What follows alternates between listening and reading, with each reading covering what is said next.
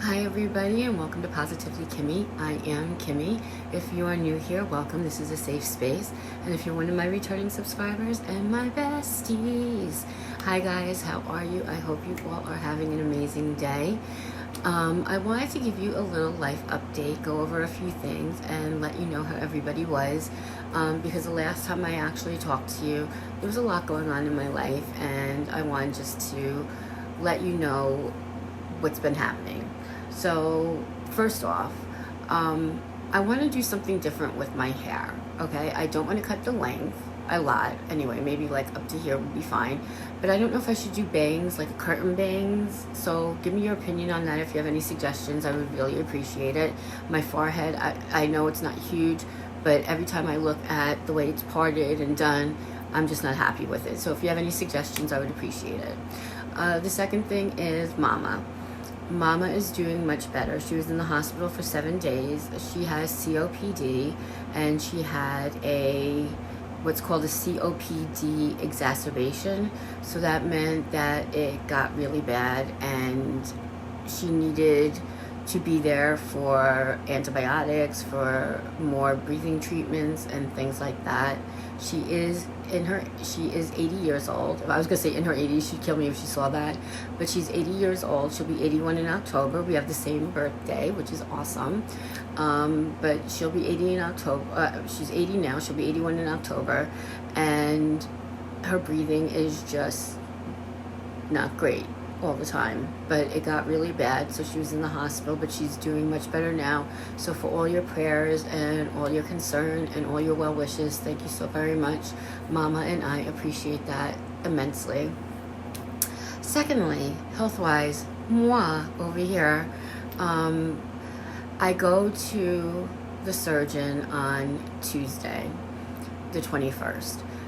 Yes, I'm going to need surgery. When I was in the hospital last time, they found a mass in my pancreas. I had precancerous pancreatic surgery in 2002. They did a surgery called Whipple surgery. It's an 8-hour surgery. I was extremely sick. And now they found in the part of the pancreas that they left in, there is a mass behind some lesions, behind some swelling. It's swelled to like 3 times the size of what it was, and then there is a narrowing. So what they were going to try and do was do a surgical endoscopy where they were going to go in and implant a stent. The stent could only stay in for 3 months. They'd have to take it out, and we'd need surgery every couple of months to either take it in, put it out, and that wasn't viable. They can't get there because when they redid my surgery, they rerouted my insides, and they're not what you would have where you would have it. So what we're going to do now, my doctor must have been hungry when he explained it to me. They're going to take the pancreas because it is swollen. They're going to cut it and fillet it and open it, and therefore everything that was getting stuck through the narrowing will now be able to flow, and I hopefully will not get sick anymore or as often, because I do get quite a few small bowel obstructions every year, and I do get a lot of pancreatitis every year, and I also, which is really gross, get sick to my stomach about 3 times a day, and I'm nauseous constantly, and it's really difficult to do that every day and have severe pains in your stomach. And I am on chronic pain medication because I do have chronic pain. I also have other areas that needed surgery, but specifically as far as Tuesday goes, I'm going to meet the surgeon. We're going to discuss my options. Surgery does seem like it is the only option at this time, but I do want to know from him exactly how long he thinks it's going to be, what the recovery process is going to be like. Do they think it's going to work? If I don't do it, what's my prognosis? If I do it, what is my prognosis? And they don't know a lot of those answers because I'm like the first person who has had Whipple surgery, who has lived longer than 20 years, who has had this problem. So it's a newer surgery, even though this doctor is amazing in his field and has written a book hypothetically, if this were to happen, and I am going to be their guinea pig, possibly, probably. I'm definitely leaning towards the surgery if it's going to get me out of pain, if I'm not going to be sick to my stomach, and if I am not going to be hospitalized a few times a year, because it's hard, it's rough, and I have my gorgeous grandson who just turned a year, and I have to play with him, and Mima needs to be a pain in the butt like I was raising his dad and his uncle, so we have a lot of work to do. But in all seriousness, I'm nervous. I know it's going to be fine. I know I'm going to be here for a long time, but I do want to know that this is something that's really going to help before I do a major surgery. So that's what's going on with me. I also just recently got a sleep study done, and they found that I needed one of those CPAP machines, whatever they're called, and it's a nasal one. I don't know how to use it, and I'm really anxious about it. I've used it 3 days now. Last night I did not want to use it. I had to take a Xanax in order to use this thing because I got myself so worked up. It blows so aggressively, the air, and I don't know what it should be on, but mine actually came out at 8.1 last night, and I felt like I was being suffocated, and tonight I'm getting myself all stressed out already over this.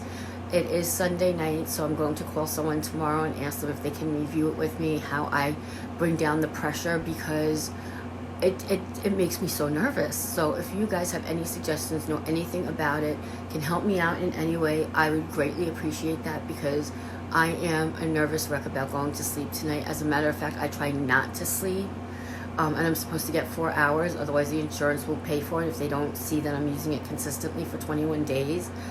I don't care. I don't want the machine. I am so nervous over the way this is aggressively blowing into my nose, and it makes me absolutely batshit crazy, and not in a good way. Okay, so if you guys have any suggestions or know anything about it, I would so appreciate anything you can tell me to do besides throwing it out the window at this point. The next thing is, I am exhausted. I don't know about you. I know the weather is getting better. Tomorrow it's supposed to be cold here in New York, but the weather is getting better. It's light out at 6 o'clock at night now, which is freaking awesome. I absolutely love it. But I have something called adrenal insufficiency, which means my body doesn't produce cortisol, which means I'm tired a lot more than someone who doesn't have it. I also have other health issues that also make me tired, plus I'm on medications that make me tired, so I am tired. But some days I feel like I can't even lift up my arms or get in the shower, or it's hard. So we're staying positive, we're still getting up every day, we're still taking our showers, we're putting on makeup, because that makes me feel better when I do those things. And if it's something little like putting on lipstick or putting on lashes or anything like that that I can do to make myself feel better, then I'm going to do that, because in this house we are blessed. We stay positive. We do our affirmations. Even if we can't write them down every day, we say them. You are worthy. You are matter. You are kind. You are smart. You are tough. You are strong. You are invincible. You are courageous. You are brave. There are so many things. You are loved. You are loving. You are respected. You are respectful. I have a whole list of things that I say every day that help me be a better person and feel better.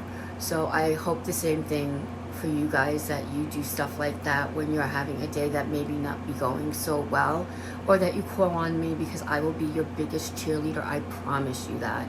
No matter what I'm going through, I will be your biggest cheerleader. I will fight for you, and I will support you in any way that I possibly can, except for monetarily, because Lord knows we have 36 cents in our checking account right now. Lord knows it, monetarily I can't help you out.